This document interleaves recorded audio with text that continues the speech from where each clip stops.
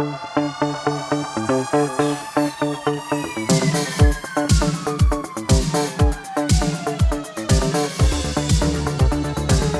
up, everyone? This is the Next Take Podcast, episode 215 with Mikel and Tanyka.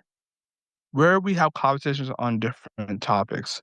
So, on today's episode, we're going to be doing a one typical topic episode, and basically, Tanyka would give us that topics. Yep. Tanyka? So we are going to be talking about the West Memphis Three. Now, this is something we touched upon when we talked about the Satanic Panic, which I can't remember exactly when we did that, but I feel like it was back in potentially in October, but I know we talked about it last year. So we touched Oh, upon it a little bit because of the ties with Satanic Panic. We didn't talk about this case in depth, though. So that's what we're going to be doing today. So this obviously is a true crime case. So just as, just triggers at the top of the episode, this is a rough right. one. We're going to be mainly talking about children who are killed in this story. And we're also going to be, talking about that more in depth. So if this is something you do not want to listen to, that is fine. Come back to us next week. Um, but yeah, we'll try to glaze over stuff as much as possible so that we're not getting too much into the weeds as to what happened to these boys. So, ready to talk about it? Okay. All All right. right. So, the West Memphis Three are three American, now men, at the time boys, who in 1994, while teenagers, were found guilty of murdering three young boys in West Memphis, Arkansas, allegedly as part of devil worship. The men garnered national attention due to a series of documentaries and books that questioned their convictions, as well as the vocal support of numerous celebrities. We'll get to that, I'm sure. After the discovery of new DNA evidence, in the more recent years, the three entered into Alford pleas in 2011 and then were released for time served. Now, we talked about the Alford plea. Here too, where basically that just means that the defendants are basically saying, listen, I get that you have evidence on me saying that I most likely committed these crimes and that you could probably have me convicted as such. So I'm saying, it's kind of saying I'm guilty without actually using the words I'm guilty. That's basically Uh, what it means. Now, for those people who know the story, you're probably screaming at me right now or screaming at this because we know that these three were not at all responsible for this death, spoiler alert. So uh, you're probably screaming at that as so am I, but we'll get into that a little bit. So the West Memphis Three, their names are Damien Echols. He was born on December 11th, 1974, in West Memphis, Arkansas. Jason Baldwin, born April 11th, 1977, also in West Memphis, Arkansas.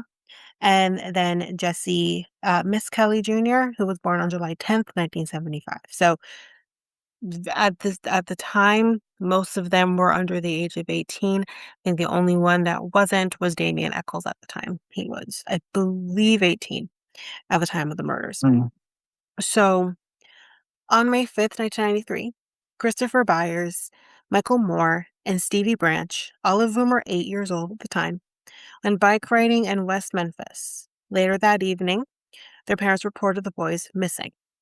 The following day, law officers found their trigger warning, y'all. I'm getting into this a little bit. They found their naked and hog-tied bodies in a drainage ditch in a forested area known as Robin Hood Hills.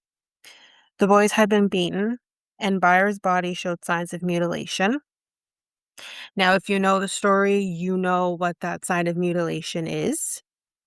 Whether I talk about it here, I don't know, but um, let's just say Mm, that there is the part of the body that was mutilated um, was a huge driving force for the investigation. We'll leave it there. Um, the police believe that the murders were connected to Satan worship. Also, immediately they interviewed Damien Echols, who was 18 years old in high school. He was a high school dropout and mm, self-proclaimed Wiccan, who was considered a troublemaker. Now, we know again, Wiccans are they're not witches, but to outside people, they're looked upon as if they are. But there's nothing quote unquote evil about a Wiccan. There's nothing evil about a witch either. But like there's nothing inherently evil about Wiccans. They are more about the elements and peace and all of that. Like there's nothing wrong with Wiccans. But back in the 80s and 90s when we're dealing with again the satanic panic, which again we talked about, that's unfortunately, small-minded people are going to look at that and think, "Oh, you're a devil worshiper, or you're evil, or you're this." And what I mhm. think would have been considered pretty, I don't know if necessarily Arkansas is part of the Bible Belt, but it's very much religious in that area. Huh. Um, so in addition, he had a history of mental issues, notably depression, God forbid.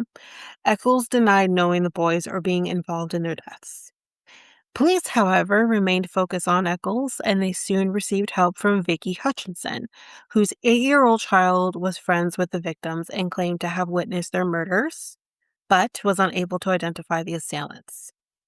In a meeting with police, she was told that Eccles had been interviewed, and she offered to, quote unquote, play detective by meeting him. With the encouragement of law officers, she enlisted the help of Miss Kelly, who was a 17-year-old neighbor who knew Eccles. So there's that connection coming in. According to Hutchinson, on May 19th, 1993, she, Miss Kelly, and Eccles attended a gathering of witches at a nearby field. She then claimed that the proceedings devolved into an orgy. So that's the old age thing here, and the orgy happened, at which point she asked Eccles to take her home. Miss Kelly stayed, however. This is what she's claiming, by the way. Hutchinson later How old is, Echoes, by the way? Eccles at the time was 18. Okay, Yeah. alright. And the only reason I'm really pointing out his age versus the others is for what's gonna come a little later. We're not there yet, but you're gonna see what happens when one of them is considered an adult versus the other 2. Because the other 2 were still I think one was 17, the other one would have been 16, I believe, but Oh. we'll get to that in a minute. Um, so yeah, orgy, Eccles takes her home, Miss Kelly stays. Hutchinson later related the events to the police and reportedly passed a polygraph test. I don't okay. Spoiler alert, this is by the way, just want to put that out Mhm. there. This person coming forward and saying this is what she's witnessed, it's number 1. Number 2, I do not know if she actually A took a polygraph or if she did take a polygraph, if she actually passed said polygraph. Um, because I do not trust a goddamn thing that the West Memphis Police Department did in this case, and we'll get to it.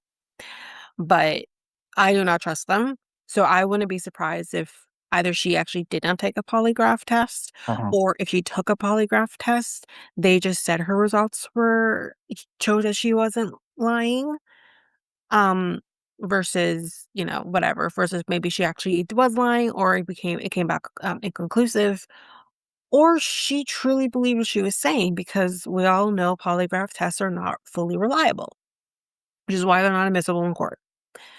So, that's where I stand with that, and I'll leave it there for now. Armed with this information, police interviewed Misskelley, who reportedly had an IQ of about 72. In other words, he is not very educated, and this is who they're speaking to. It very is reminiscent of Making a Murderer with Stephen Avery's nephew, Brandon, who also had a fairly low IQ. Same idea with this. Um, Despite initially denying involvement in the crime, he eventually confessed, saying that he had helped detain the three young boys, but left before Echols and 16-year-old Jason Baldwin, who were best friends.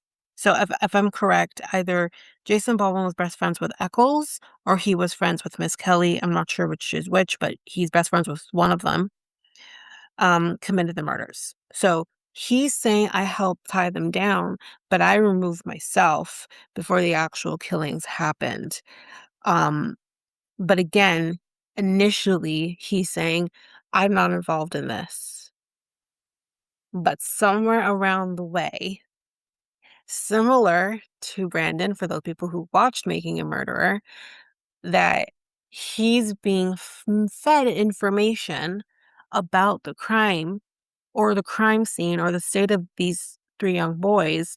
He's being fed information and he's then saying, okay, yeah, I did do this. And yeah, Eccles was involved in this. Again, is not going to know what happened because he wasn't there. I'll say this right now, he was not there.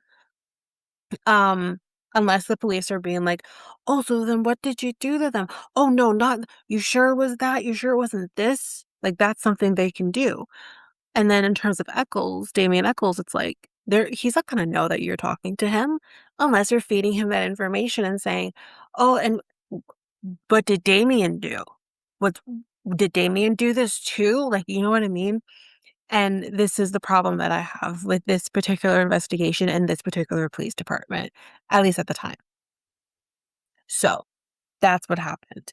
He has now confessed and he has now said not only himself implicated himself, he's now implicated Eccles and Jason Baldwin. Okay, moving forward. All three were arrested in June of 1993, though no physical evidence connected them to the crime and each had alibis. Misskelley was tried separately, and his trial began in January of 1994. His attorney focused on Misskelley's confession, which he alleged had been coerced, as I was just kind of doing the example. Notably, earlier versions of his statements differed from the physical evidence. Exactly, as again, my example.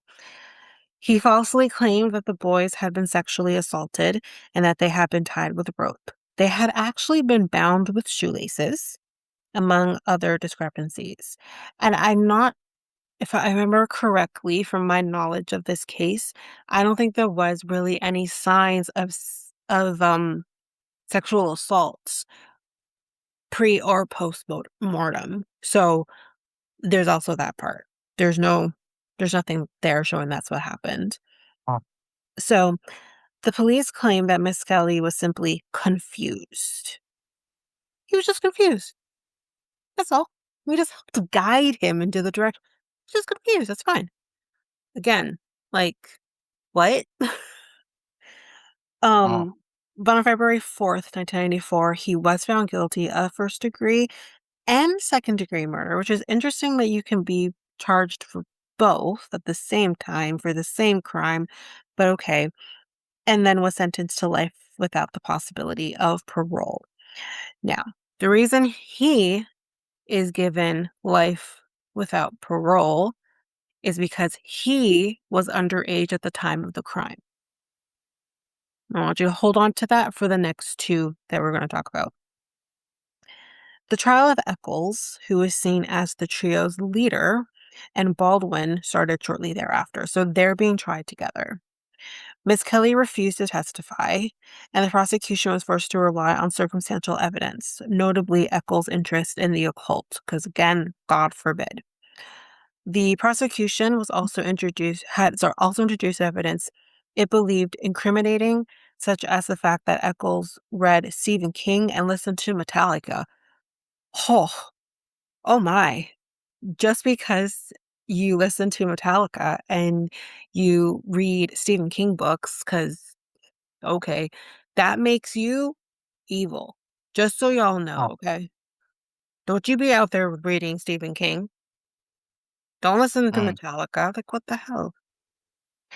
In addition, a fellow inmate testified that Baldwin had confessed to the murders, and two girls claimed to have overheard Eccles confess during a softball game. Again, all- the defense sought to introduce other suspects, notably a local teenager who left for California shortly after the bodies were discovered.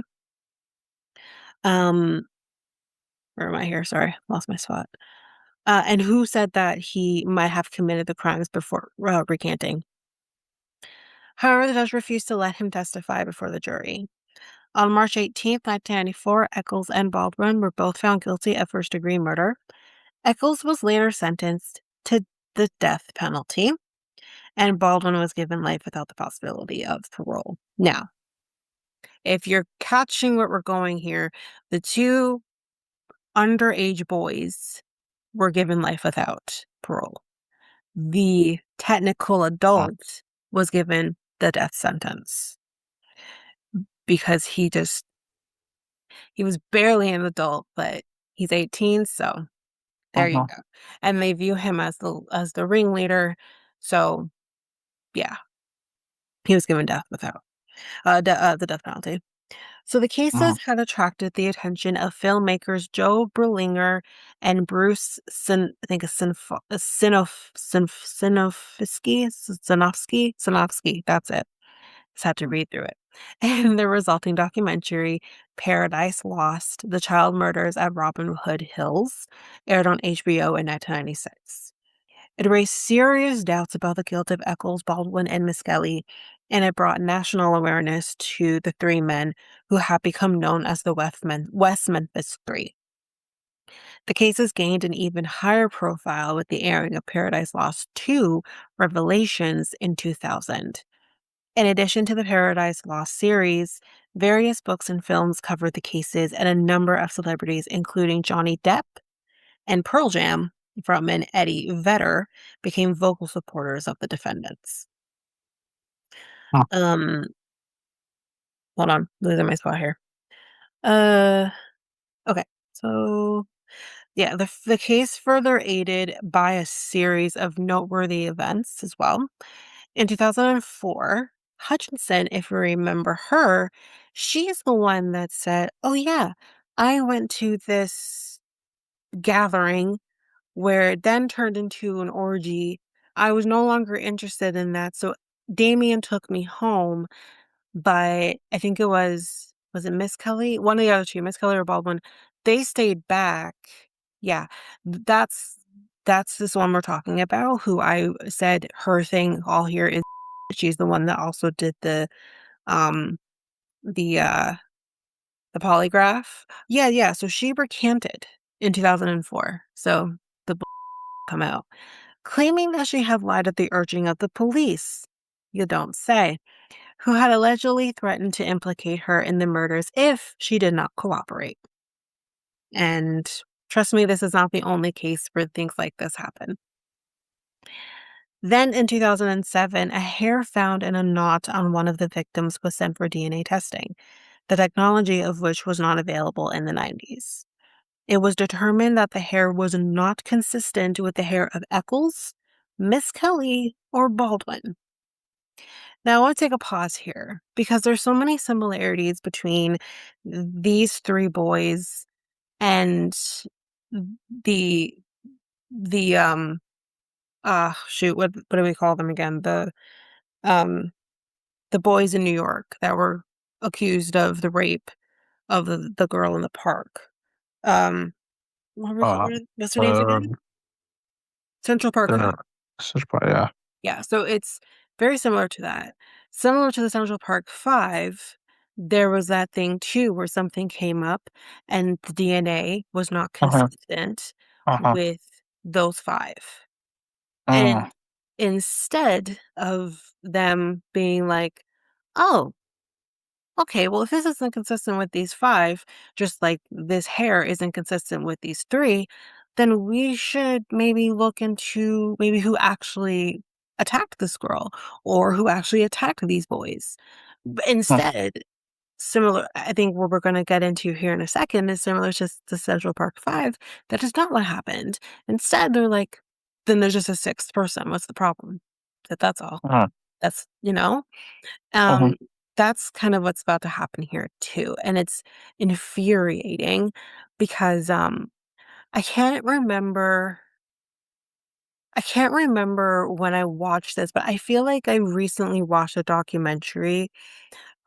No, actually, sorry, it wasn't a documentary. It was, the the New York murders, and where they also do the LA murders.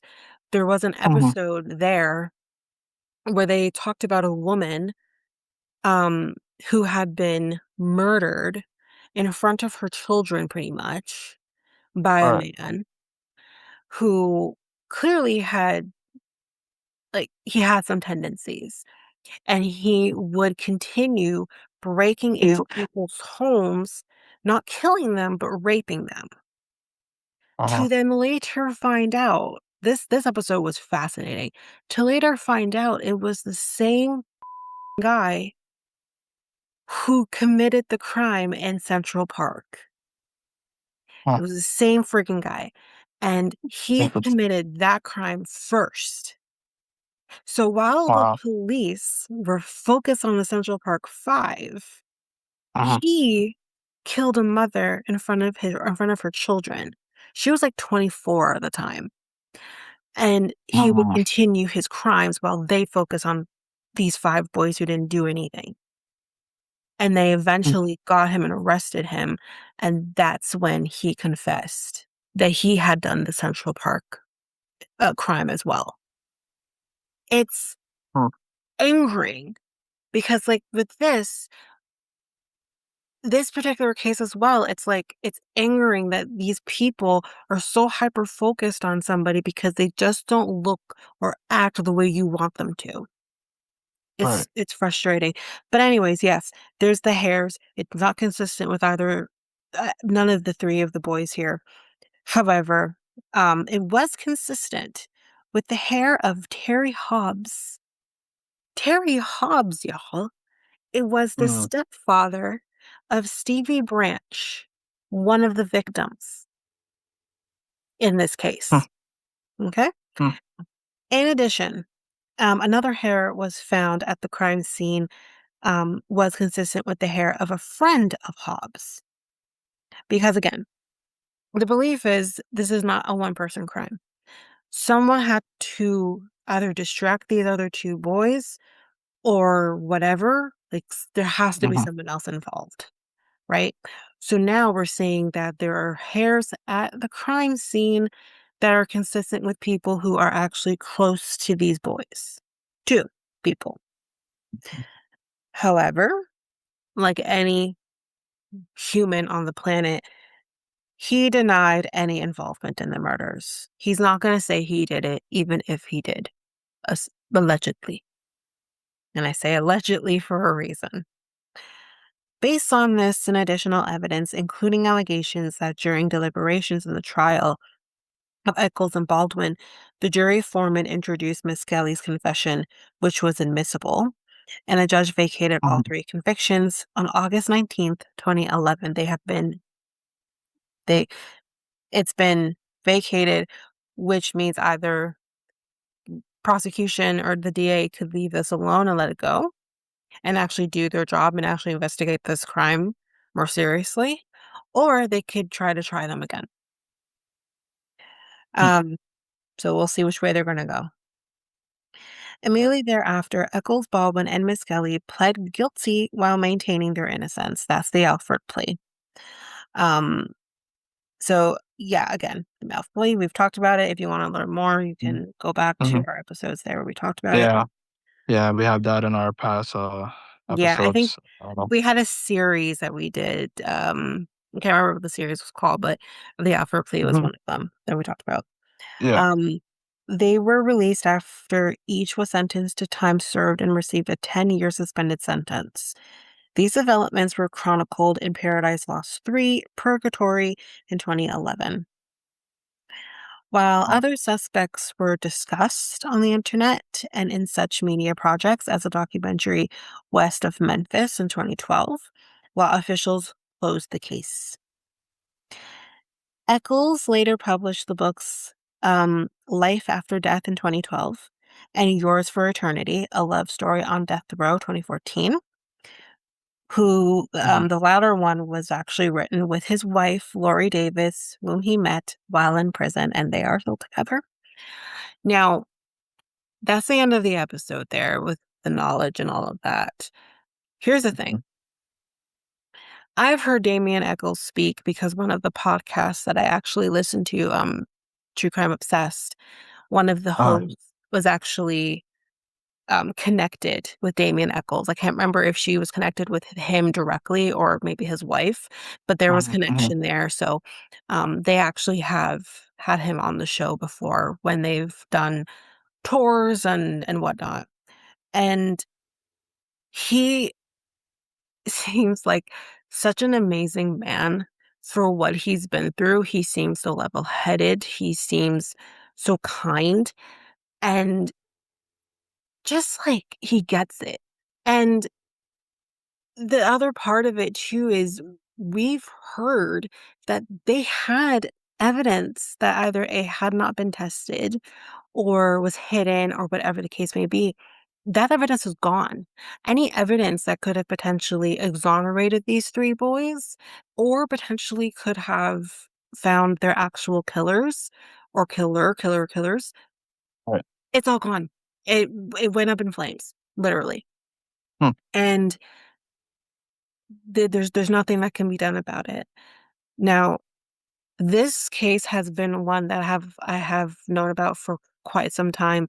I wasn't as focused on the West Memphis Three. The focus for me was on the boys that lost their lives that day.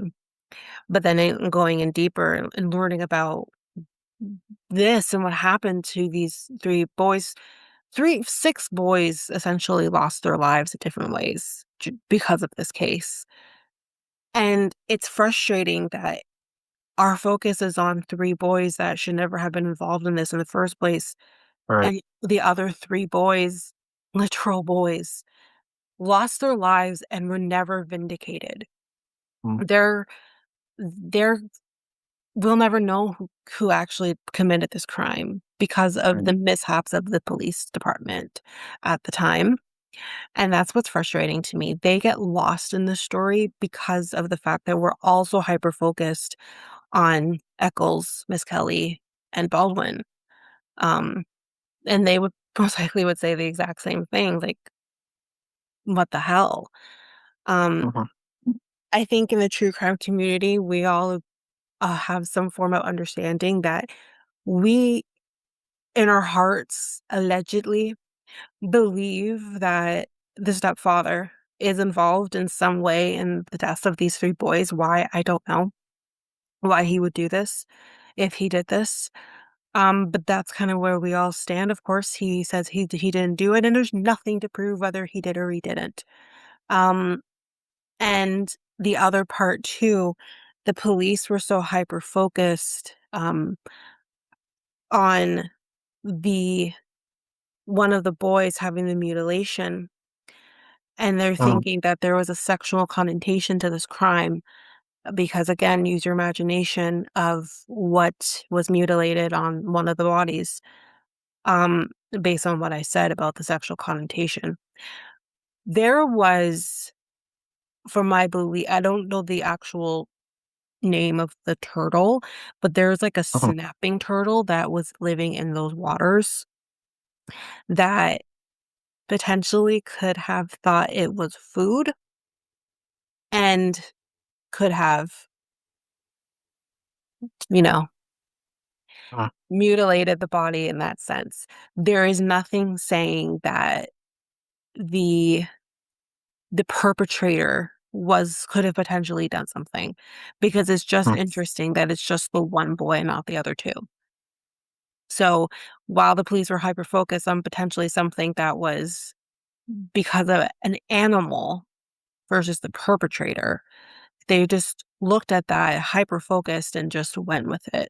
And this is unfortunately not the only case where the satanic panic took over and completely just bungled an investigation. There's another one that I've heard of a girl who was killed back in the '70s, and they completely bungled her investigation, and no one knows who is the person who killed her. Right. Because we're all thought, "Oh, it's satanic rituals," and it's like, no, it's just a disgusting human being or beings who came in and completely took lives. I will never get it, but Yeah. anyway, that is the story of the West Memphis Three. Mhm. Um, it's frustrating that, they were exonerated, but they still similar to the staircase, he went through the same thing where, you can have my charges dropped, but you can Mm. still come back after me again, and so let me do this so that I don't have to go back to prison. And I think Damien unfortunately had a lot to lose, so Mhm. I get why he did what he did, but, um, Right. yeah, I believe that these 3 boys are innocent. I don't know about Michael Peterson, y'all. I don't know about that. I don't know. The Mm. staircase guy. Who knows? Yeah. He knows. But, yeah. But anyways, that's that. All right. Thank you, Tanika, for this true crime type of episode. Again, and more to come in the near future. Um, okay, so hope you guys enjoyed that episode. If you guys wanna, like she recapped, wanna check out the series, that's with the what's it called? I can't remember what we called The plea again? the Alfred plea.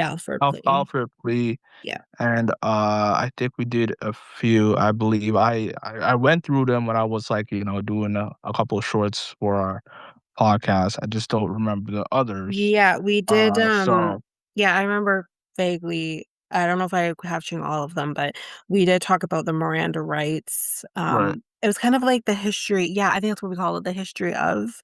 So we did the history of the Alfred plea. Yeah, We did the history of the Amber Alert. We that's what it is. Yeah, Yeah, yeah. we did the history of the 911 dispatch, Hmm. as well, but if there's Yeah, another one, I can't remember. yeah. Yeah. Check those out. They're available on the podcast. Uh, Titled like she said, and yeah, that's basically it. So yeah, that's it. So we'll check you guys out next time. Yep, we will be back next, uh, yeah, I guess next Monday with Yeah, another one. yeah. All right. Peace, guys. Bye. If you liked what you heard with our podcast, you can head on over to our website, which is solo.to/next take podcast. There you can get any of the links to any of our social media, which is Facebook, Instagram at Next Take Podcast, and Twitter, TikTok, and Blue Sky at Next Take Pod. You can also find links to our Reddit page and many other things, I'm sure. Can't remember all the top of my head. You can also email us at mikeltanyka@gmail.com. There you can send us any inquiries that you have, any questions, or also any episode ideas. And if you do have episode ideas, just make sure you put in the subject line episode ideas, and we'll add it to our list. If you also liked us, you can like us, rate us, follow us on any of your favorite podcast apps. You can rate us, however, on Spotify and Apple Podcast. We would greatly appreciate that. and we'll also move forward and share or spot a light on those who give us 5-star ratings in the future. That is it for us. We'll see you next time for the episode.